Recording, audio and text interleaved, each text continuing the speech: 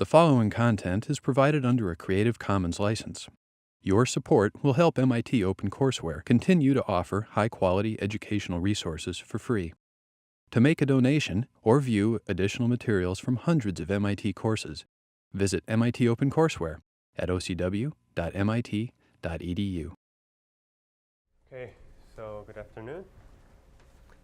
And today we will review probability theory.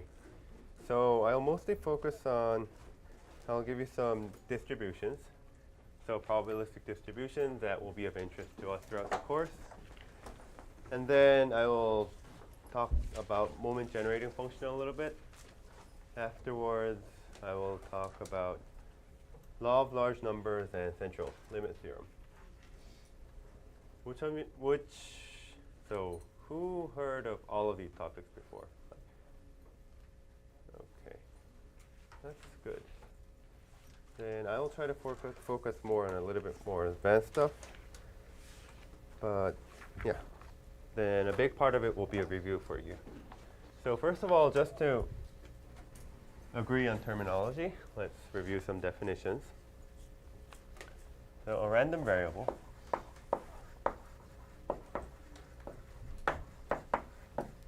x. So we will talk about discrete and continuous random variables. Just to set up the notation, I will write discrete at x and continuous random variable as y for now. So they are given by its probability distribution. Discrete random variable is given by its probability mass function, f sub x, I will denote. And continuous is given by probability distribution function. I will denote by f sub y.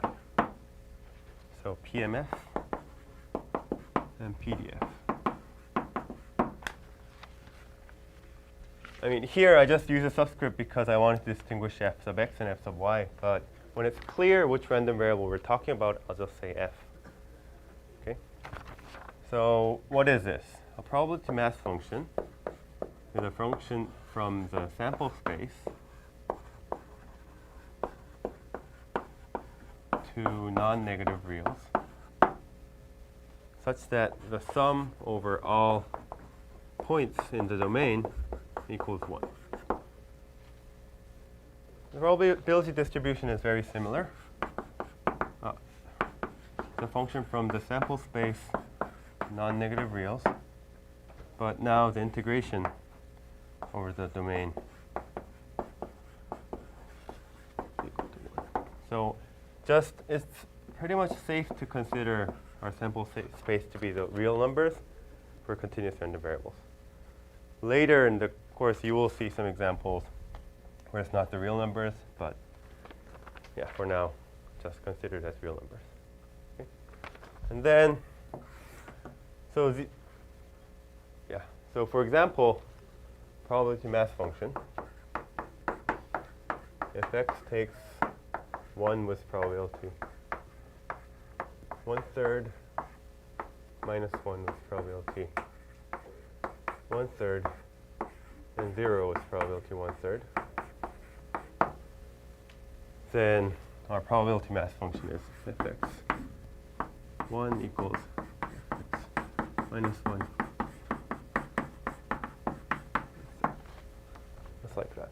An example of a continuous random variable is if, let's say, for example, if f sub y is equal to 1 for all y in 0, 1, then this is PDF of uniform random variable where the space is 0. So this random variable just picks one out of the three numbers with equal probability. This picks one out of all the real numbers between 0 and 1 with equal probability. Yeah. These are just some basic stuff. You should be familiar with this, but I wrote it down just to so that we agree on notation. Okay, both of the boards now slide. That's good. Okay, so a few more stuff. Expectation. Probability first. Probability of an event can be computed as probability of A is equal to either sum of all points in A, this probability mass function, or the integral over the set A, depending on what we're using. And expectation, our mean is expectation of x is equal to the sum over all x times that, and expectation of y is an integral over omega, space, y times.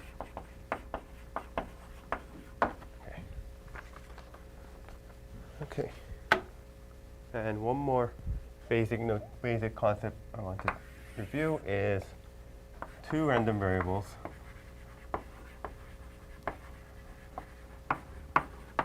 x1, x2 are independent if probability that x1 is in A and x2 is in B equals the product of the probabilities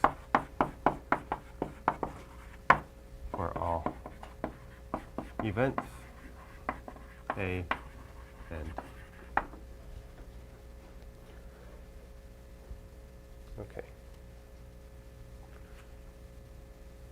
All agreed? So for independence, I will talk about independence of several random variables as well.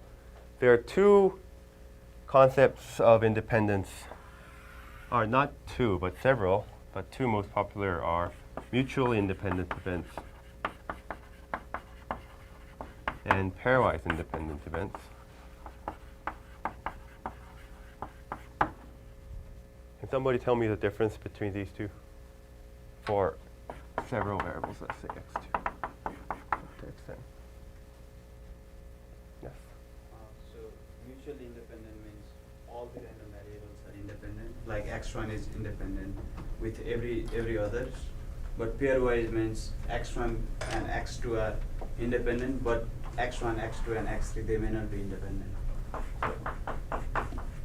Okay, maybe. Yeah. So that's good.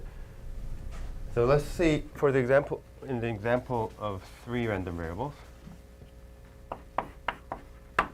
It might be the case that each of them, so each pair are independent. X1 and x2, one is independent with x2, x1 is independent with x3, x2 is with x3, but altogether is not independent. What that means is this type of statement is not true. So there are sets A1, A2, A3 for which this does not hold. That's just some technical detail. We will mostly just consider mutually independent events. So when we say that several random variables are independent, it just means whatever collection you take, they're all independent.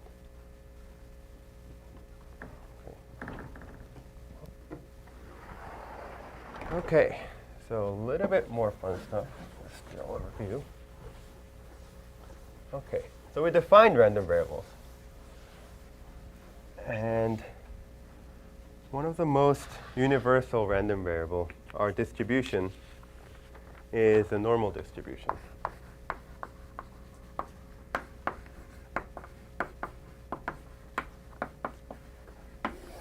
It's a continuous random variable. Our continuous random variable has normal distribution, is said to have normal distribution if normal distribution n mu sigma if the probability distribution function is given as 1 over sigma squared 2 pi e to the minus square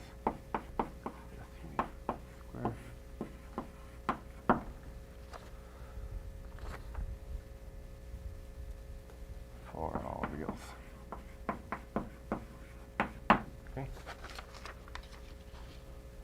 So mu mean. That's one of the most universal random variables distributions. Most important one as well.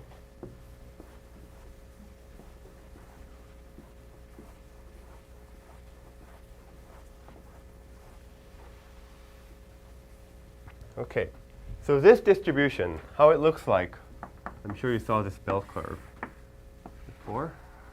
It looks like this. If it's n01, let's see. And that's y. Okay, so it's centered around the origin, and it's symmetric around the origin. Okay, so now let's look at our purpose. Let's think about our purpose. We want to model a financial product or like a stock, the price of the stock using some random variable. The first thing you can try is to use normal distribution.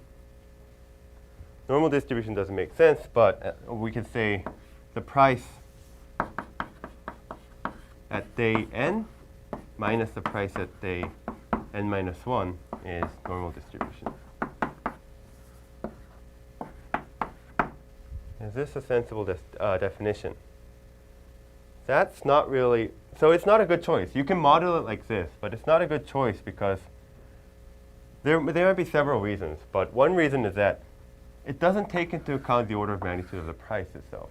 So the stock, let's say you have a stock price, go something like that, and say it was $10 here and like $50 here. Then regardless of where your position is at, it says that the increment, the absolute value of the increment, is identically distributed at this point and at this point. But if you observed like how it works, usually that's not normally distributed. What's normally distributed is the percentage of how much it changed daily.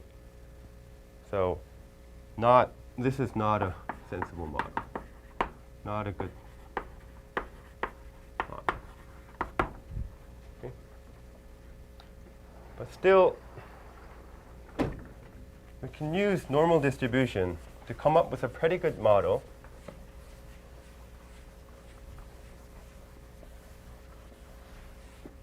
Instead, we want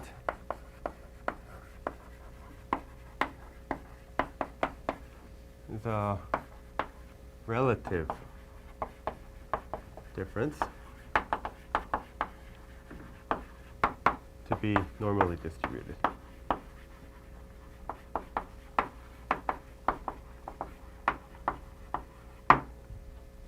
That is the percent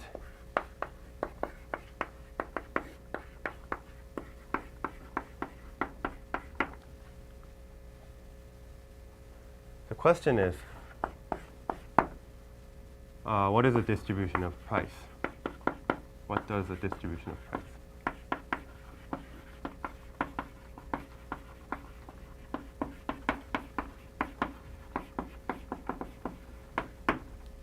Okay. So it's not a very good explanation because I'm giving just discrete increments while these are continuous random variables and so on. But what I'm trying to say here is that normal distribution is not good enough. Instead, we want the percentage change to be normally distributed. And if that is the case, what will be the distribution of the random variable? Like in this case, what will be the distribution of the price?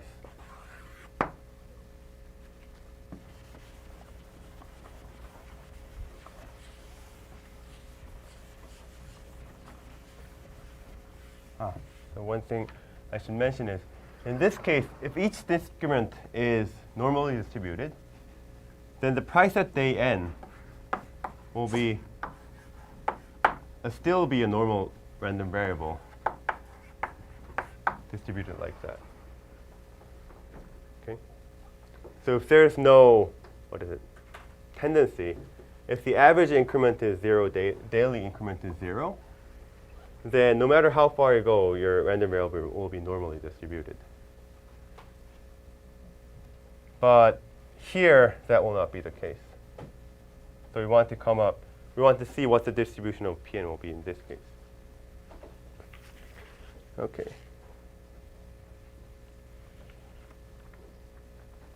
Yeah. To do that,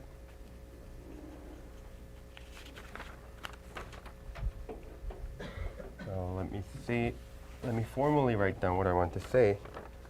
What I want to say is this. I want to define a log normal distribution.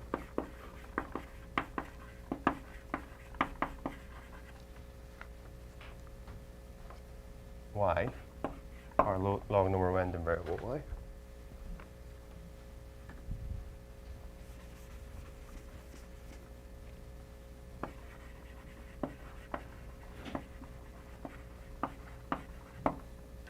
Such that log of y is normally distributed.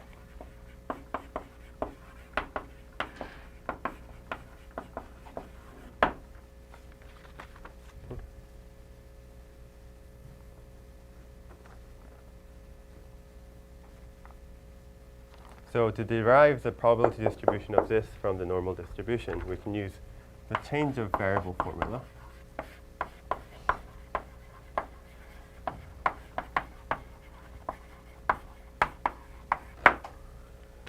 Which says the following. Suppose x and y are random variables.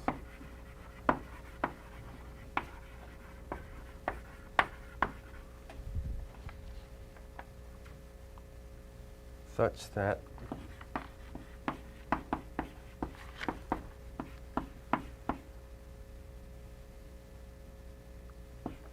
I should have defined this.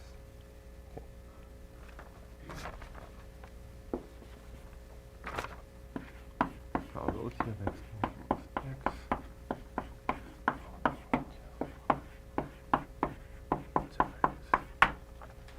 For all x.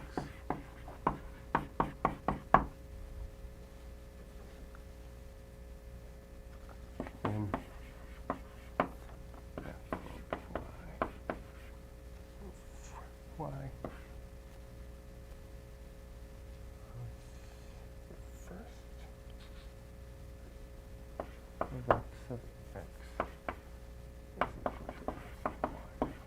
y.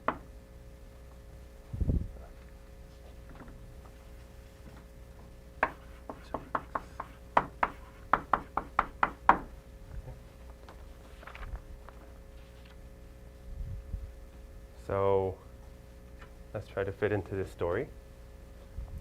We want to have a random variable y such that log y is normally distributed. Here, so if you put log of x here, if y is normally distributed, x will be the distribution that we're interested in. So using this formula, we can find the probability distribution function of the log normal distribution using the probability distribution of the normal. So let's do that.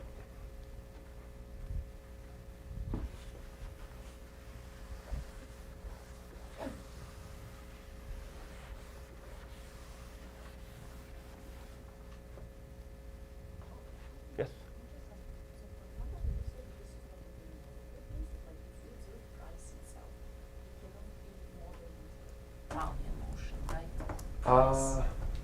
Yes, not. So it's not a good choice. Locally, it might be a good choice, but if you take it over a long time, it won't be a good choice because it will also take negative values, for example.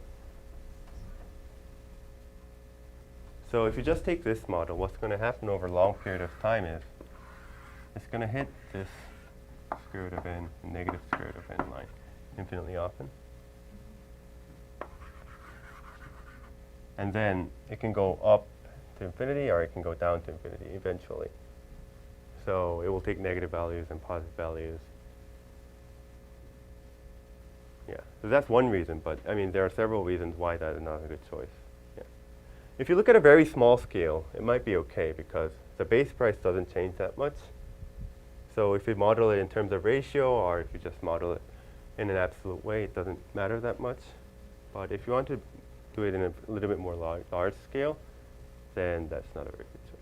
Yeah. Other questions? Do you want to add some explanation? Okay. So let me get this right. Let me make sure what I'm trying to do. Y. I want x to be. Yes. So I want x to be the log normal distribution.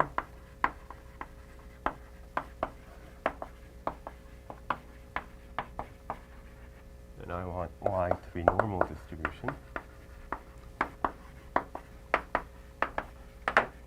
Or normal random variable. Then probability that x is at most x equals to probability that y is at most mu sigma. Y is at most log x. That's the definition of log normal distribution. Then, by using this change of variable formula, probability density function of x is equal to probability density function of y at log x times the differentiation of log x, which is 1 over x. So it becomes 1 over x sigma square root 2 pi e to the minus log minus mu squared. So log normal distribution can also be defined as a distribution which has probability mass function this.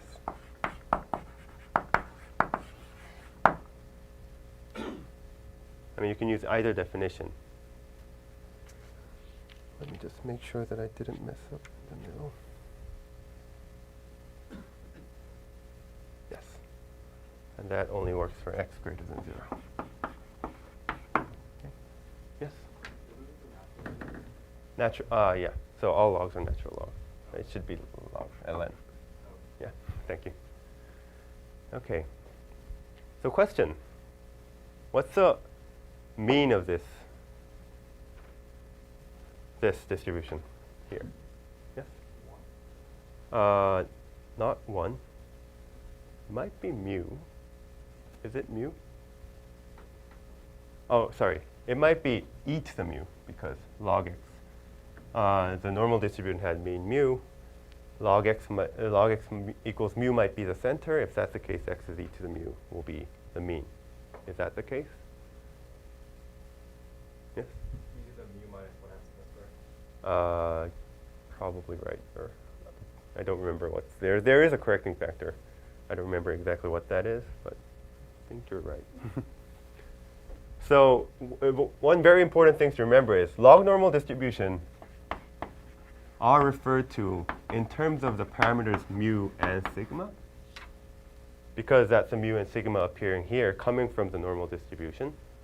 But those are not the mean and variance anymore. Because you skewed the distribution, it's no longer centered at mu.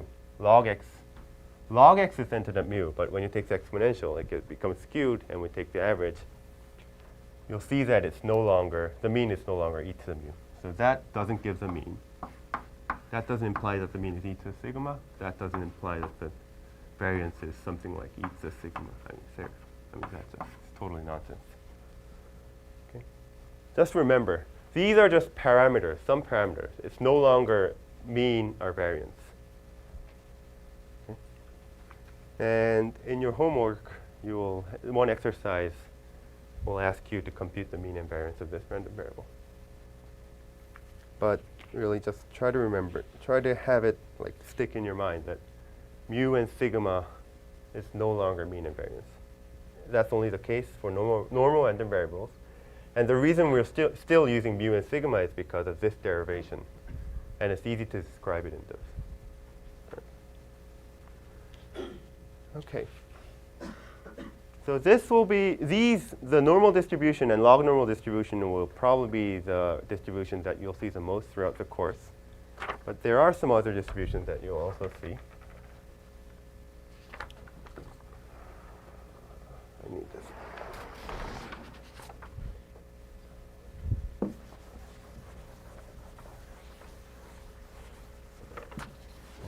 I will not talk about it in detail. It will be some exercise questions. For example, you have Poisson distribution or exponential distributions.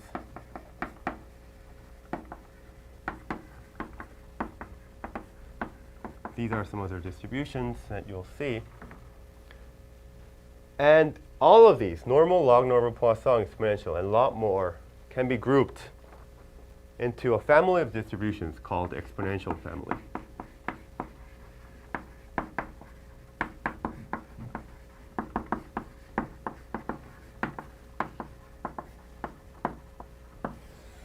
Okay. So a distribution is called to be in an exponential family. A distribution belongs to exponential family if there exists a theta, a vector, that parametrizes the distribution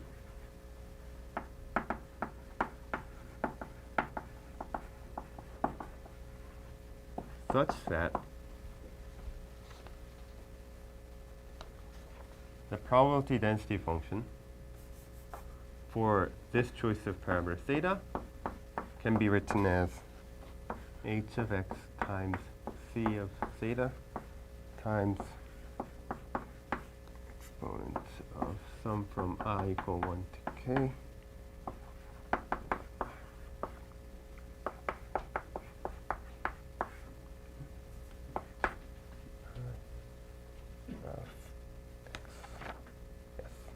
So here, when I write only x, x should only depend on x, not on theta. When I write some function of theta, it should only depend on theta, not on x.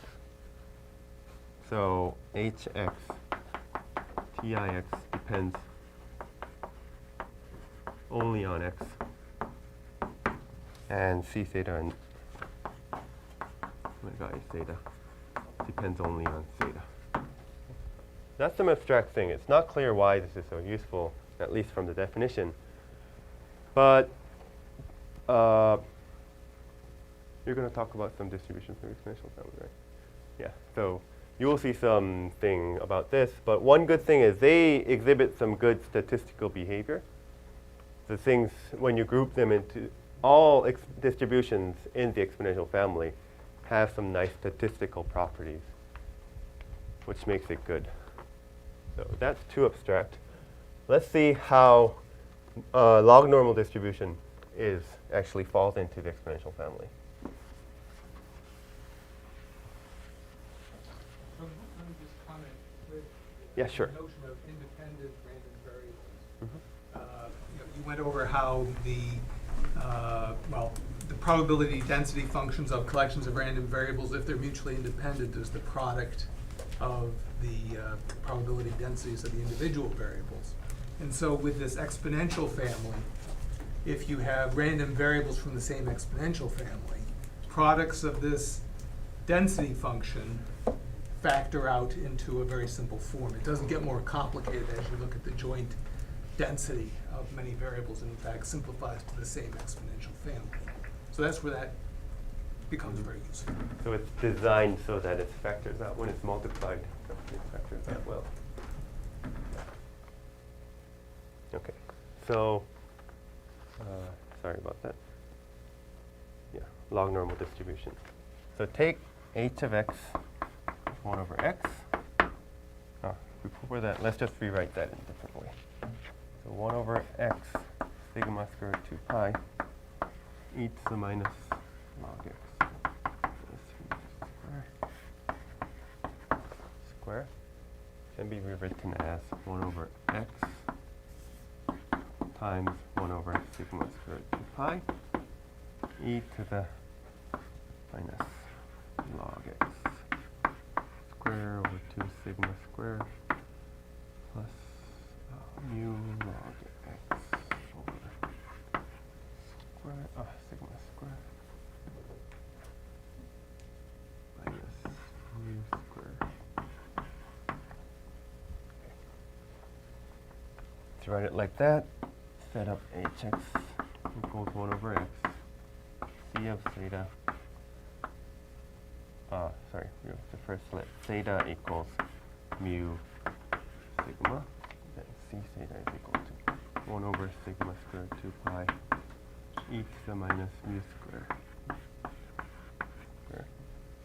Okay, so you will parameterize this family in terms of mu and sigma.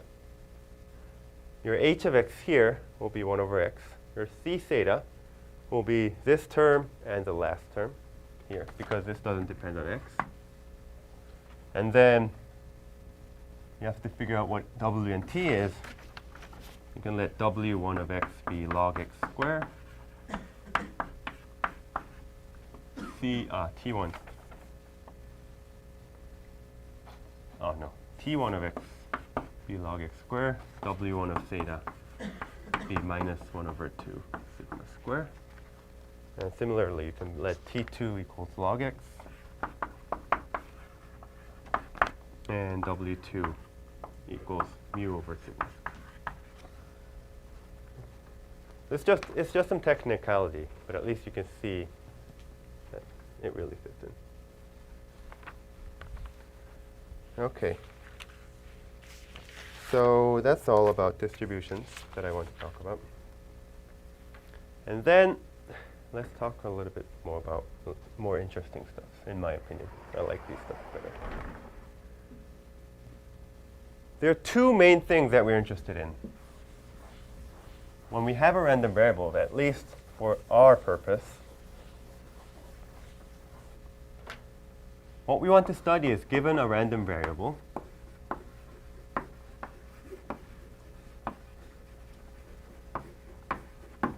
first, we want to study its statistics.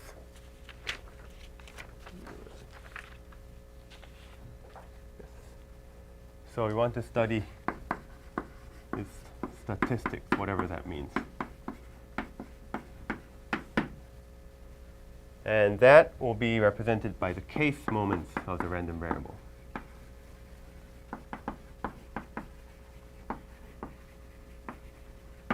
Our case moment is defined as expectation of x to the k.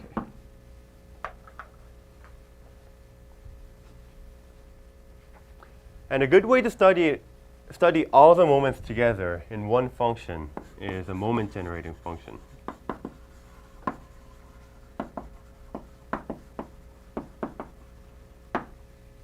So this moment generating function encodes all the case moments of a random variable. So it contains all the statistical information of a random variable. That's why moment generating function will be interesting to us, because when you want to study it, you don't have to consider each moment separately. It gives some unified way. It gives a very good feeling about your function. That will be our first topic. Our second topic will be, we want to study its long-term, kind of long-term, or large-scale behavior.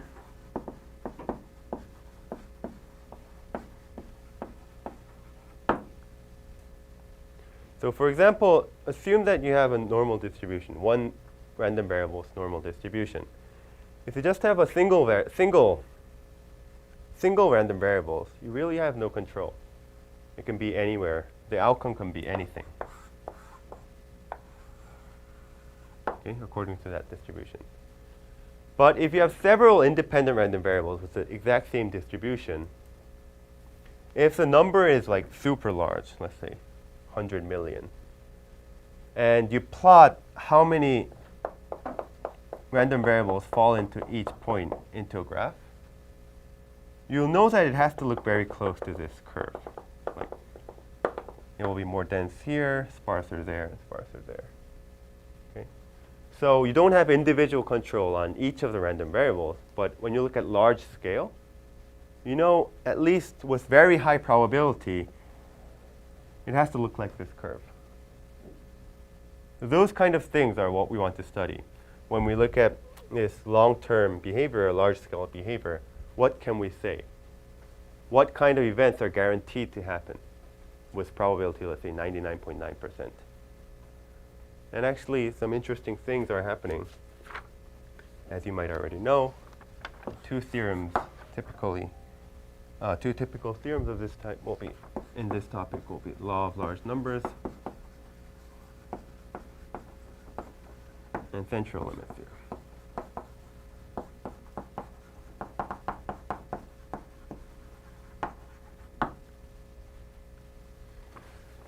So let's start with our first topic, the moment generating function.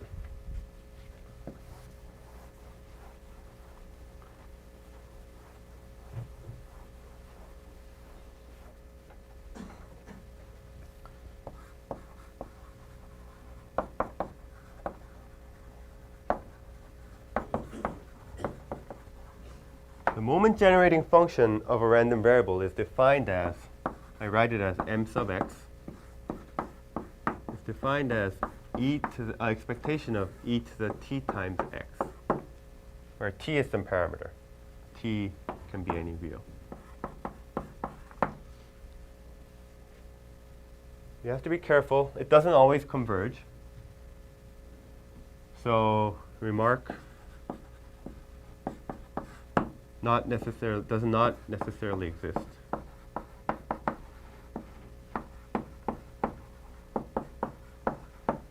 Do not necessarily, that's not, yeah. So, for example, one of the distributions you already saw does not have moment generating function. The log normal distribution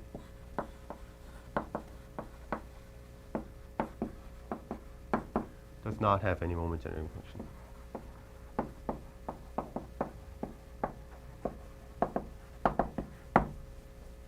That's one thing you have to be careful. It's not just some theoretical thing, which this statement is not something theoretical. It actually happens for some random variables that you encounter in real life. Okay? So be careful.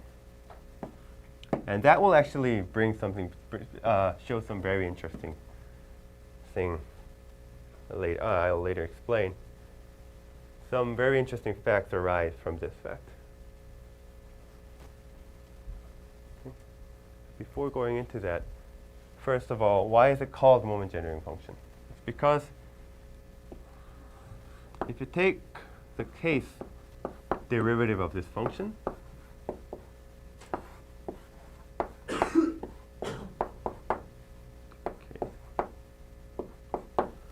then it actually gives a case moment of your random variable. That's where the name comes from.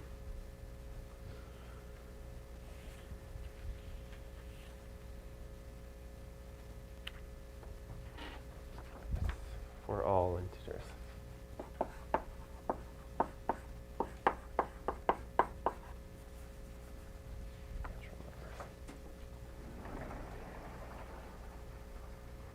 Okay. And that gives a different way of writing a moment generating function.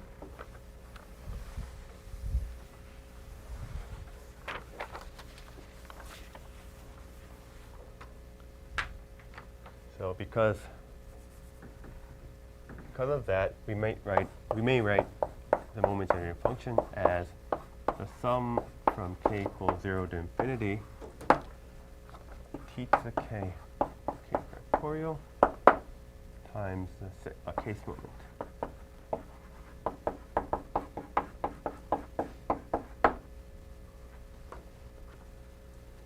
That's like the Taylor expansion. Because you know all the derivatives, you know what the function should be. Of course, only if it exists. This might not converge.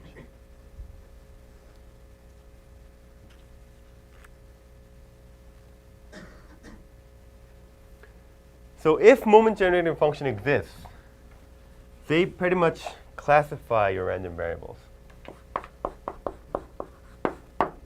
So if two random variables x, y have the same moment generating function, then x and y have the same distribution.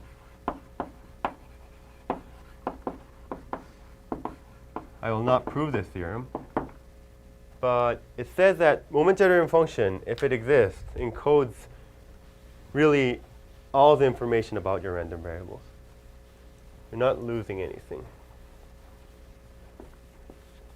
However, be very careful when you're applying this theorem, because remark, it does not imply that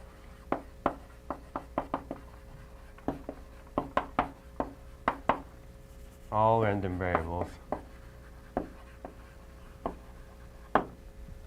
with identical case moments for all k, where is it? K, have the same distribution.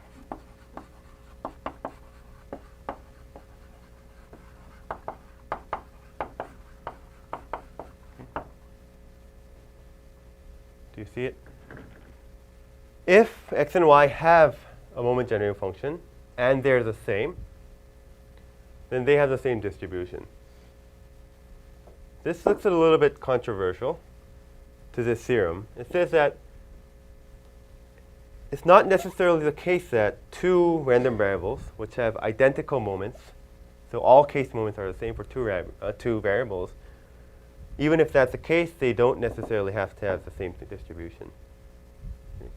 Which seems like it doesn't make sense if you look at this theorem, because moment generating function is defined in terms of the moments. If two random variables have the same moment, they have the same moment generating function. If they have the same moment generating function, they have the same distribution. There's a hole in this argument. Right? Even if they have the same moments, it doesn't necessarily imply that they have the same moment generating function. They might both not have moment generating functions. Okay? So that's the glitch. Be careful so just remember that even if they have the same moments, they don't necessarily have the same distribution. And one reason is because the moment generating function might not exist. And if you look into Wikipedia, you'll see an example of when it happens, of two random variables where this happens.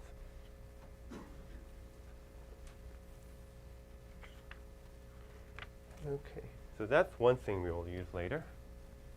Another thing that we will use later, it's a statement really similar to that, but it says something about a sequence of random variables. So if x1, x2 up to xn is a sequence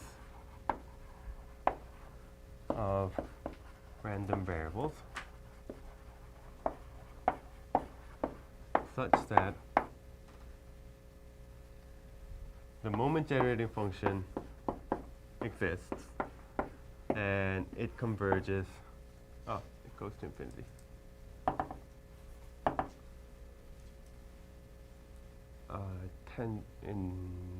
To the moment generating function of some random variable t, x, for some random variable x for all t. Here we're assuming that all moment generating function exists. So again, the situation is you have a sequence of random variables. Their moment generating function exists. And at each point t, it converges to the value of the moment generating function of some other random variable x. And what should happen? Okay, in light of this theorem, it should be the case that this sequence, the distribution of this sequence, gets closer and closer to the distribution of this random variable x. Okay, and to make it formal. To make that intuition formal, you can write, what we can conclude is for all x the probability xi is less than or equal to x tends to the probability at x. So in this sense, the distributions of these random variables converges to the distribution of that random variable. Okay. So it's just a technical issue. You can just think of it as these functions kind of converge to these random variables converge to that random variable. Okay. If you take some graduate probability course, you'll see that there's several concepts, several possible ways to define convergence, but that's just some technicality. And the spirit here is just really a sequence converges if its momentary function converges. Okay. So as you can see from these two theorems, momentary function, if exists, is a really powerful tool where it allows you to control the distribution. So you'll see some applications later in central limit theorem. Any questions?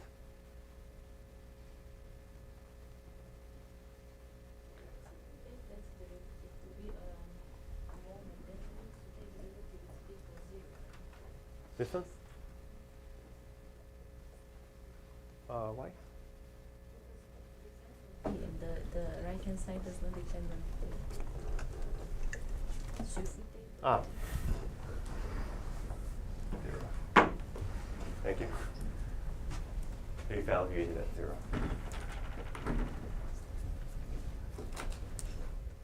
Other questions? Other corrections? When you say the moment generating function doesn't exist, do you mean that it isn't analytic or just doesn't converge anywhere? It might not converge anywhere. So log normal distribution, it does not converge. So for all non-zero t, it does not converge for log normal distribution. Here? Yes, pointwise convergence implies pointwise convergence. No, no, no.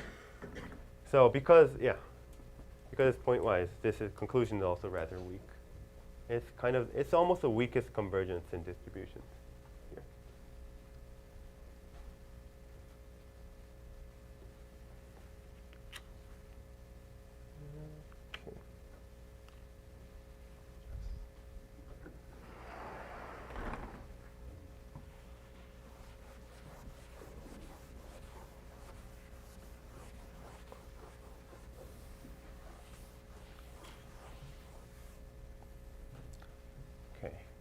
Law.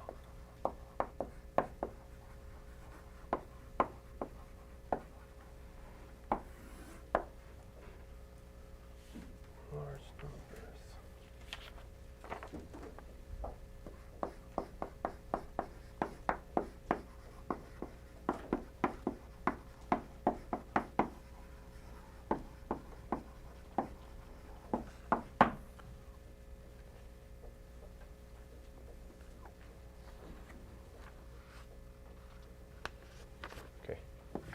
So let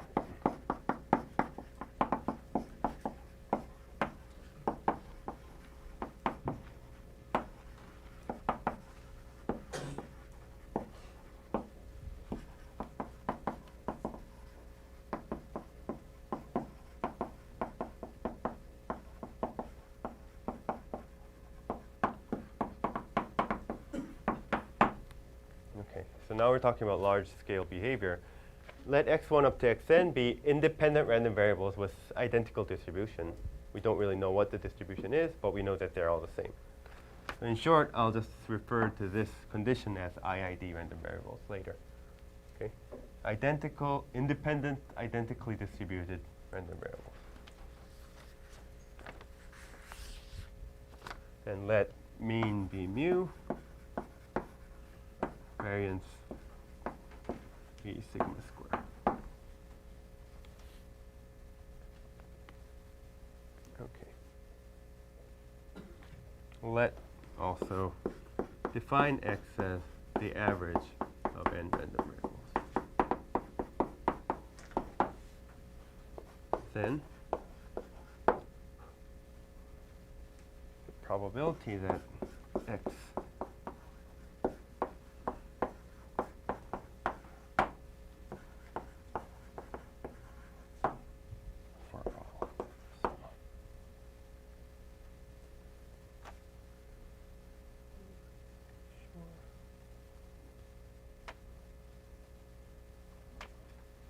positive epsilon.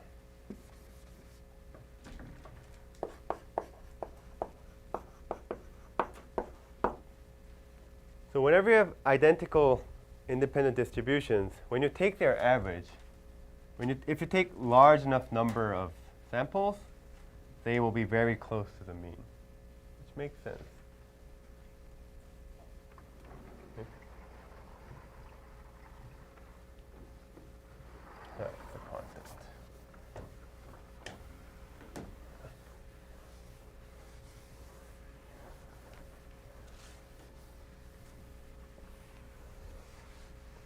So what's an example of this? Before proving it, example of this theorem in practice can be seen in the casino. Okay. So for example, if you're playing blackjack in a casino, I'm playing blackjack.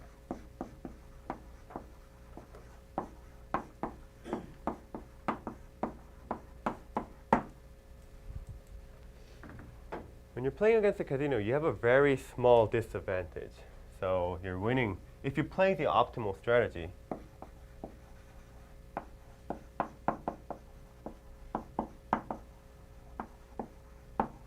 you have, does anybody know the probability? I think it's about 48, 49%. About like 48% chance of winning.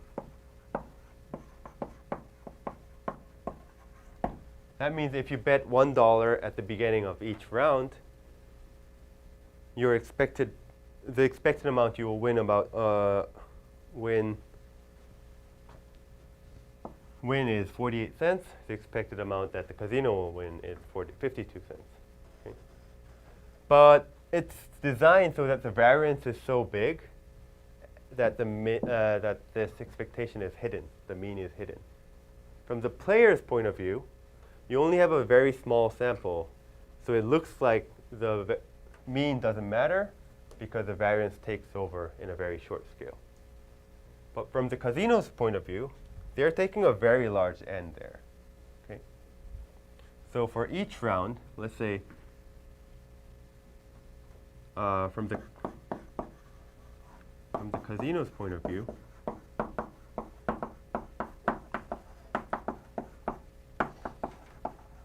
it's like taking, they are taking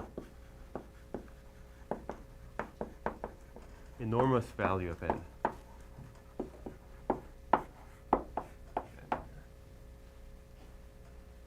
And here. And that means as long as they have a slightest advantage, they'll be winning money, and a huge amount of money. Okay? And most games played in the casinos are designed like this. It looks like the mean is really close to 50%, but it's hidden because they designed it so the variance is big. But from the casino's point of view, they have enough players to play the game so that the law of large numbers just makes them money. Okay. The casino was, the moral is don't play blackjack. Play poker.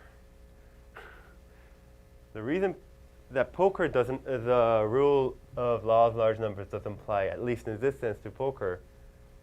Can anybody explain why?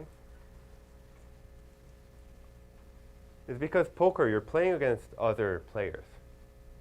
Okay? If you have if you have an advantage, if you believe that there's skill in poker, if your skill is better than the other player by, let's say, 5% chance, then you have an edge over that player. So you can win money. The only problem is that casino, because they're not playing against the poker, you're not playing against the casino.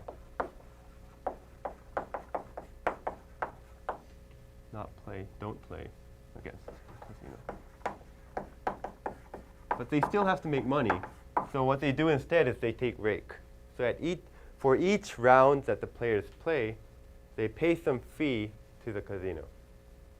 And how the casino makes money in the poker table is by accumulating those fees. They're not taking chances there.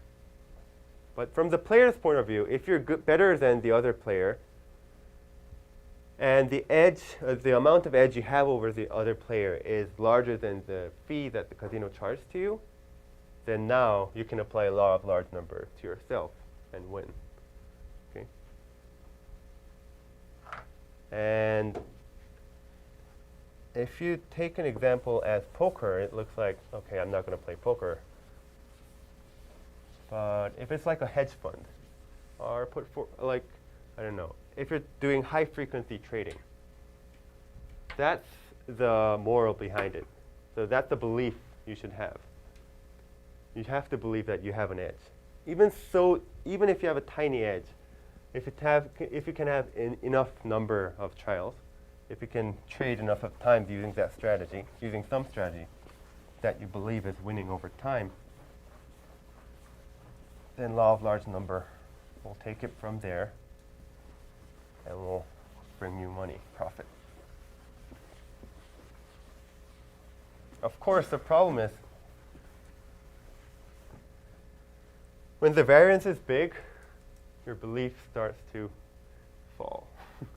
At least that was the case for me when I was playing poker. Because I believe that I have an edge, but when there's really swing, it looks like your expectation is negative. And that's when you have to believe in yourself.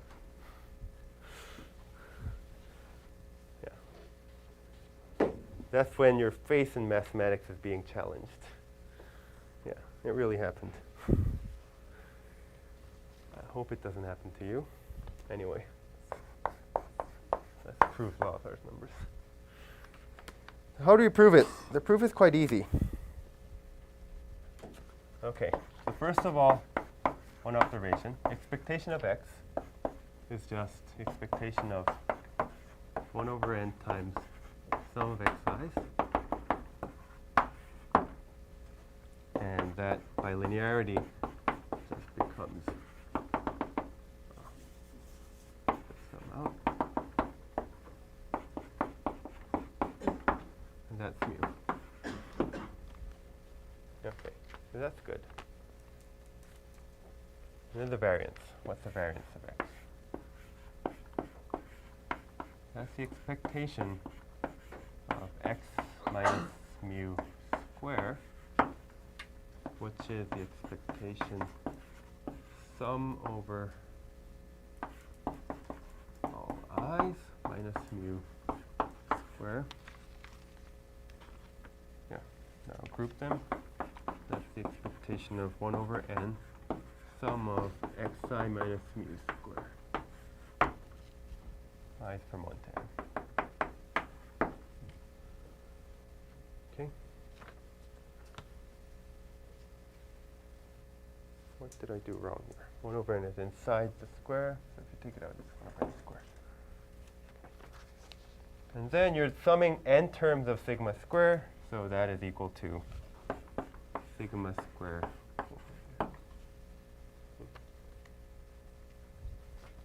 That means the effect of averaging n terms does not affect your average, but it affects your variance by dividing, it divides your variance by n. So if you take larger and larger n, your variance gets smaller and smaller. And using that, we can prove this statement. There's only one thing you have to notice, is the probability that x minus mu is greater than epsilon. When you multiply this by epsilon square, this will be less than or equal to the variance of x. Okay. The reason this inequality holds is because variance of x is defined as the expectation of x minus mu square. For all the events when you have x minus mu at least epsilon, your multiplying factor x squared will be at least epsilon square. This term will be at least epsilon square when you fall into this event. So your variance has to be at least that.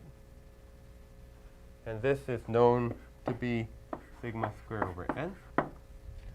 So probability that x minus mu greater than an epsilon is at most sigma squared over n epsilon squared. That means if you take n to go to infinity, that goes to 0. So the probability that you deviate from the mean by more than epsilon goes to 0. You can actually read out a little bit more from the proof. It also tells a little bit about the speed of convergence. Okay? So let's say your mean, you have a random variable x. Your mean is 50. Your epsilon is like 0.1. So you want to know the probability that you deviate from your mean by more than 0.1. Let's say you want to be sure, 99% sure. Want to be 99% sure that x minus mu is less than 0.1, or x minus 50 is less than 0.1. In that case, what you can do is you want this to be 0.01, less to be 0.01. So plug in that, plug in your variance, plug in your epsilon. That will give you some bound on n. So if you have more than that number of trials, you can be 99% sure that you don't deviate from your mean by more than epsilon. Okay? So that does give some estimate, but I should mention that this is a very bad estimate. There are much more powerful estimates that can be done here. That will give the order of magnitude. I didn't really calculate here, but it looks like it's close to millions. N has to be close to millions. But in practice, if you use a lot more powerful tool of estimating it, it should only be like hundreds, or at most thousands. Okay. So, yeah. And yeah, you can use, so the tool used there is moment generating functions, something similar to moment generating functions, but I will not go into it. Any questions? Okay, so one more thing. For those who already saw law of large numbers before, there's also, the name suggests, there's also something called strong law of large numbers. In those theorems, in that theorem, your conclusion is stronger. Okay? So the convergence is stronger than this type of convergence. And also, the conditions I gave here is a very strong condition. The same conclusion is true even if you weaken some of the conditions. So for example, the variance does not have to exist. It can be replaced by some other condition, and so on. But here I just want it to be in a simple form so that it's easy to prove. And you just get the spirit of what's happening. Okay. Now let's move on to the next topic. Central limit theorem.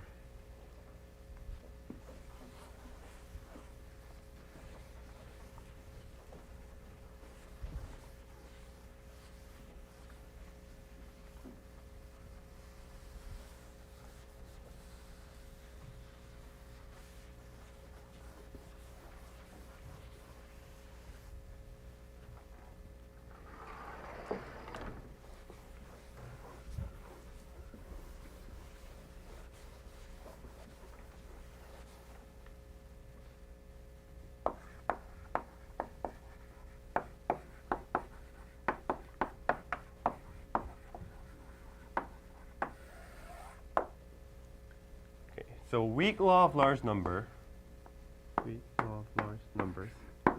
said that if you have IID random variables, 1 over n times sum over xi's converges to mu, the mean, in some weak sense. And the reason it happened was because this had mean mu and variance sigma square over n. Right? And we exploited the fact that variance vanishes to get this. So the question is, what happens if you replace 1 over n by 1 over square root n? What happens if, for the random variable, 1 over square root n times xi?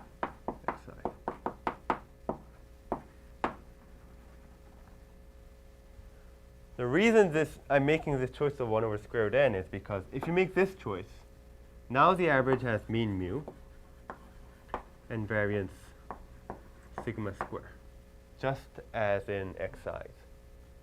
So this is same as xi. Okay? Then what should it look like? If the random variable is the same mean and same variance as your original random variable, should it look like the distribution of this? Should it look like the distribution of xi?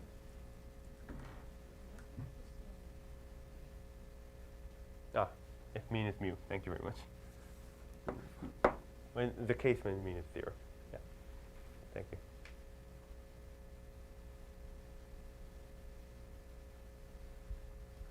Okay, for this special case, does it look like, will it look like xi or will it not look like xi?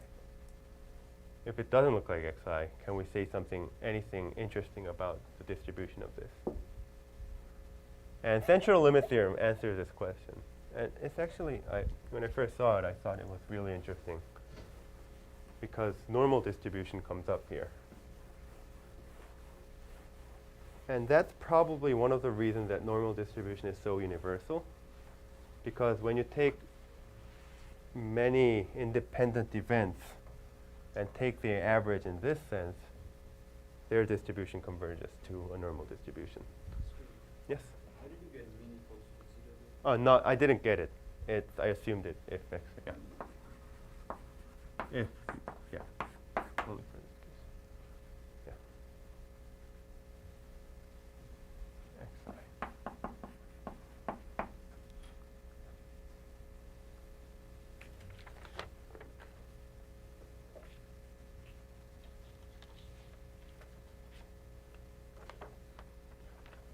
Okay.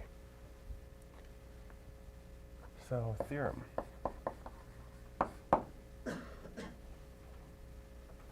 Let x1, x2, xn be IID random variables with mean, this time mu, and variance sigma square. And let v and or yn be square root n times 1 over n of xi plus mu.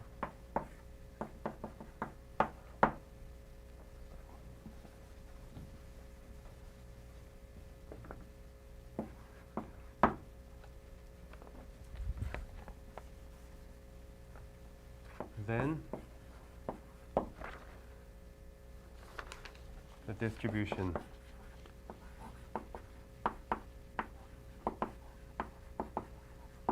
of yn converges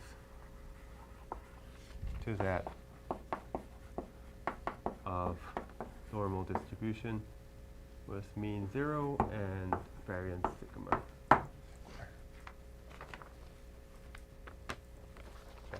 What this means, I'll write it down again. It means for all x, probability that yn less than or equal to x converges to probability that normal distribution is less than or equal to x.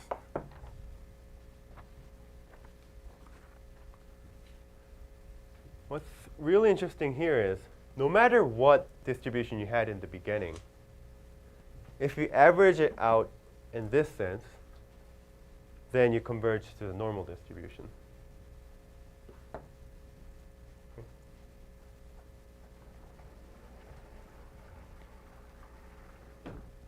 Any questions about the statement or any corrections? Any mistakes that I made? Okay. Now the proof. I will prove it when the moment generating function exists. So assume that the moment generating function exists. So proof assuming m of xi exists.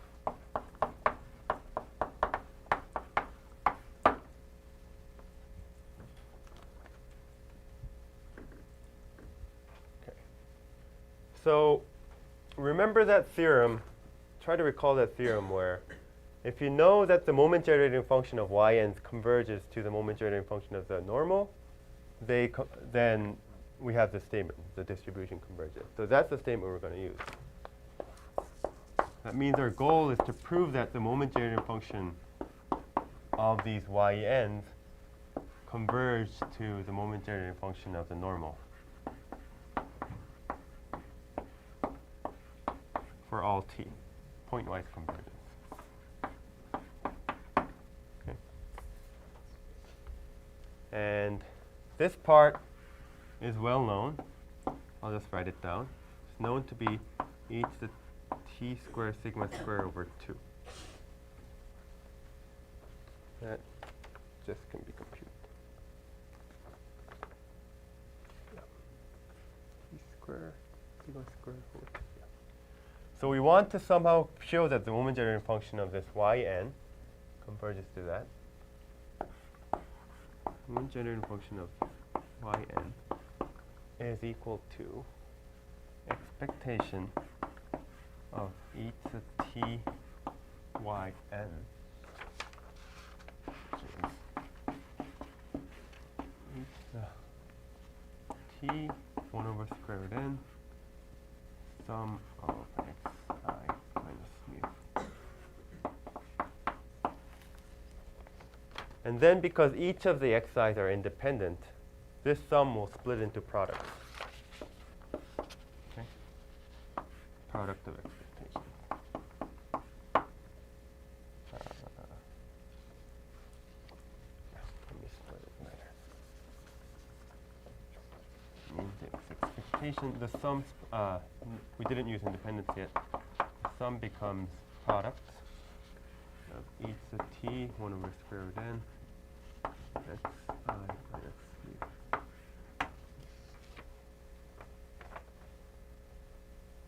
Okay. And then because they're independent, this product can go out equal to the product from 1 to n expectation of e to the t square root n.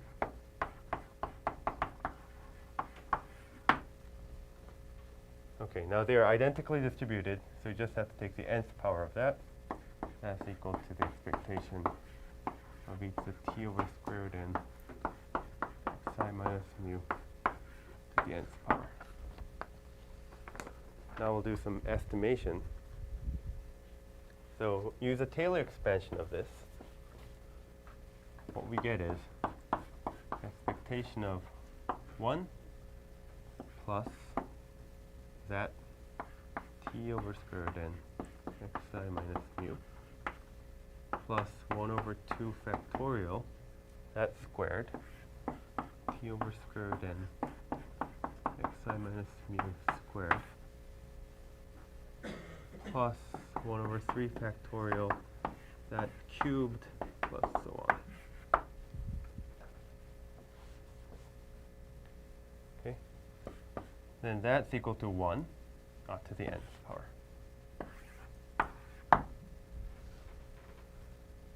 By linearity of expectation, 1 comes out. Second term is 0 because xi has mean mu.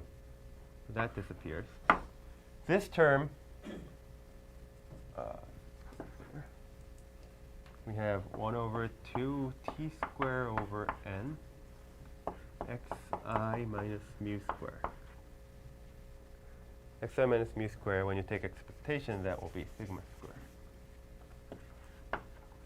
And then the terms after that, because we're only interested in proving that for fixed t, this converges, so we're only proving pointwise convergence, we may consider t as a fixed number. So as n goes to infinity, if n is really, really large, all these terms will be smaller order of magnitude than n, 1 over n. Something like that happens. Okay. And that's happening because we have for each fixed t, we have to prove this. Now if we're saying something about uniformly about t, that's no longer true. Now we go back to the exponential form. So this is pretty much just e to that term, 1 over 2 t squared sigma squared over n, plus little o of 1 over n to the n squared. Now that n can be multiplied to cancel out. And we see that it's e to the t squared sigma squared over 2 plus the little o of 1. So if you take n to go to infinity, that term disappears. And we prove that it converges to that. And then by the theorem that I stated before, if we have this, we know that the distribution converges. Any questions? Okay. So I'll make one final remark.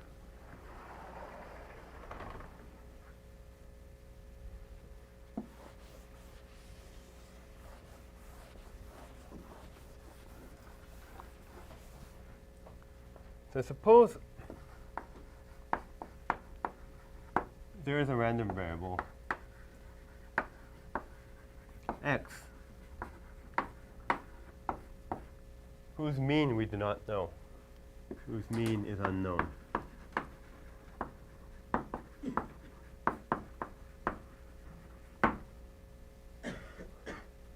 Our goal is to estimate the mean.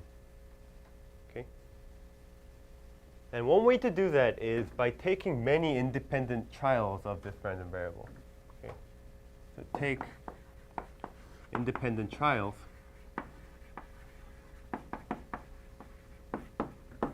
x1, x2 to xn, and use 1 over x1 plus xn as our estimator.